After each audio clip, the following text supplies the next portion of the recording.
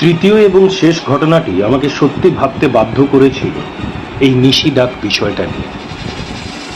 2023 সালের ডিসেম্বর মাস, মানে ঠিক আগের বছরের ঘটনা। আমার কয়েকটি বন্ধু দার্জিলিং যায় বেড়াতে।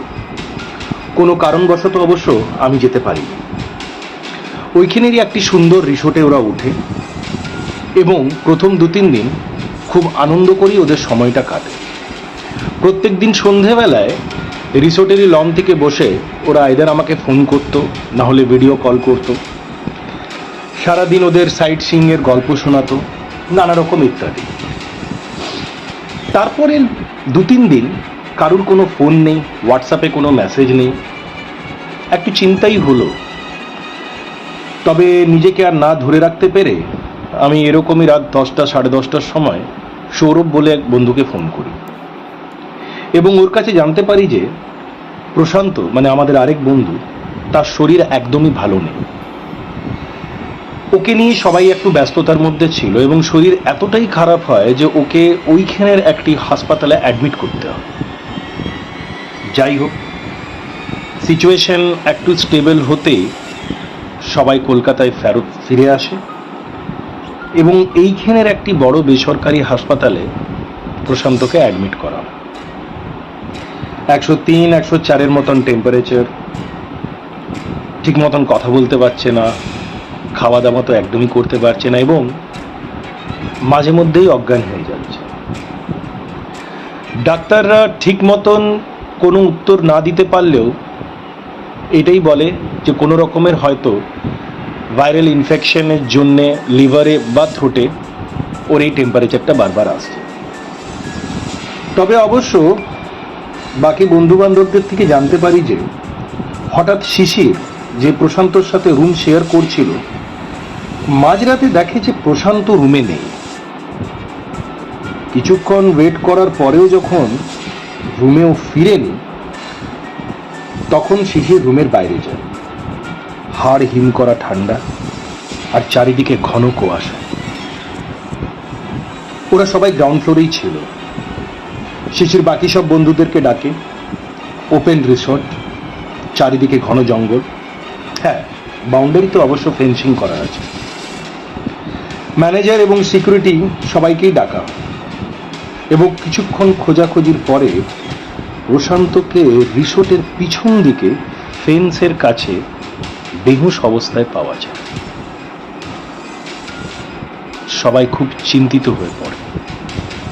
সিকিউরিটি গার্ড তবে অবশ্য বলে যে আমি ওনাকে কিছুক্ষণ আগে এইদিক ওদিক হাঁটাহাঁটি করতে দেখেছিলাম। ওনাকে আমি বারণও করি এবং রুমে ফেরত যাবার কথাও বলি, তবে উনি কথাটা খুব একটা তোয়াক্কা দেয়। বন্ধুদের কাছে জানতে পারি যে কিছুক্ষণ পরে যখন প্রশান্ত হুঁশে ফিরে আসে, ও নাকি আমাকে খুঁজছিল, বারবার আমার নাম নিচ্ছিল এবং বলছিল আমি নাকি ওইখানে রিসোর্টে এসেছি এবং আমি নাকি ওকে রুমের বাইরের থেকে ডাকছিলাম। সবাই অবাক হয়।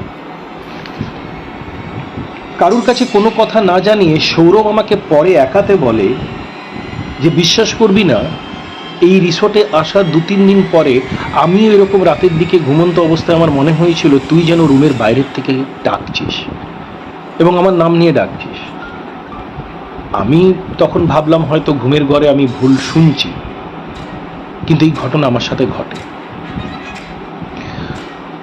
প্রশান্ত অ্যাজ ইউজুয়াল সুস্থ হওয়ার পরে কিছুই আর রিকল করতে পারেনি। ওর কিছুই মনে ছিল না। ওর এটাও মনে ছিল না যে আমি নাকি ওকে ডেকেছিলাম। যে বিষয়টা দার্জিলিংয়ের রিসোর্টে ঘটেছিল, ওই বিষয় নিয়ে প্রশান্তের মাথায় আর কিচ্ছু নেই। রিসোর্টে অবশ্য যোগাযোগ করে জানার চেষ্টা করা হয় যে এর আগে এরকম কোনো ঘটনা ঘটেছে কিনা, কিন্তু তারা কোনো কিছুই ঠিক মতন উত্তর দিতে পারেনি। বোঝাই যাচ্ছে সব রিসোর্টেরই নিজস্ব একটা রেপুটেশন থাকে। যদি এরকম কোনো ঘটনা ঘটেও থাকে হয়তো তারা কেনই বা জানাবে। সবাই ধীরে ধীরে বিষয়টা ভুলে যায়, কিন্তু আমি আর সৌরভ কোথাও না কোথাও স্টেপ বাই স্টেপ এই ঘটনাটাকে পুরোভাবে অ্যানালাইজ করার চেষ্টা করি। এবং একটা কোথাও এসে একটা পয়েন্ট বারবার স্ট্রাক করে যে তাহলে কি প্রত্যেক দিন যে সন্ধেবেলায় আমার সাথে সবাই মিলে বসে যে ফোনে কথা বলতো বা ভিডিও কলে কথা বলতো, তখন কি কেউ গভীর অন্ধকারের থেকে দেখতো বা শুনতো সবাইকে?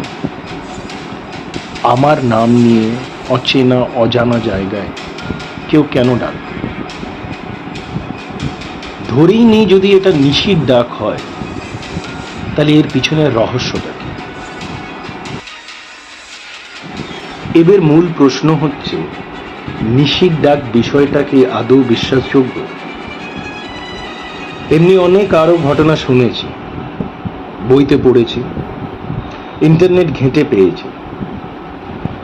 কিছু কাহিনীতে তথ্য এবং প্রমাণ আছে, আবার কিছু শুধুমাত্রই সেই গল্প।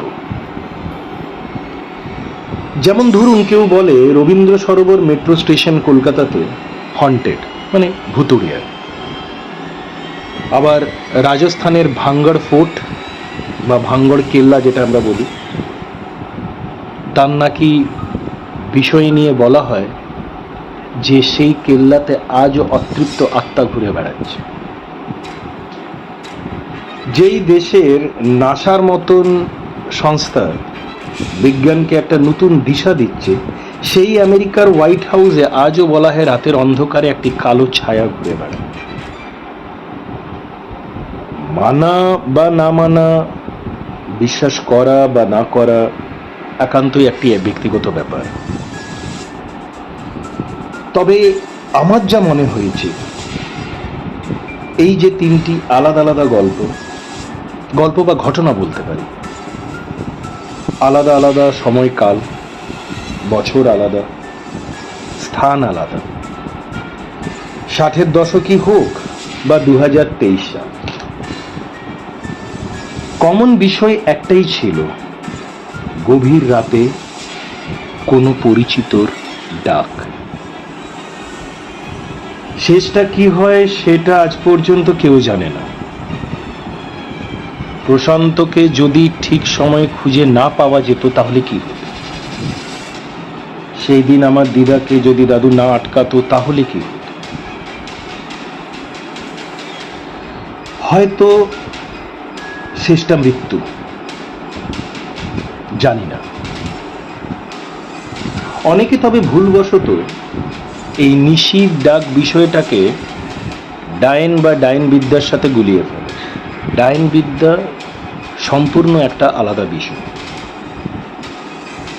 নিশি নিয়ে যতটুকু আমি জানতে বা বুঝতে পেরেছি বা যা খোঁজ নিয়ে দেখেছি, হয়তো অতৃপ্ত আত্মা,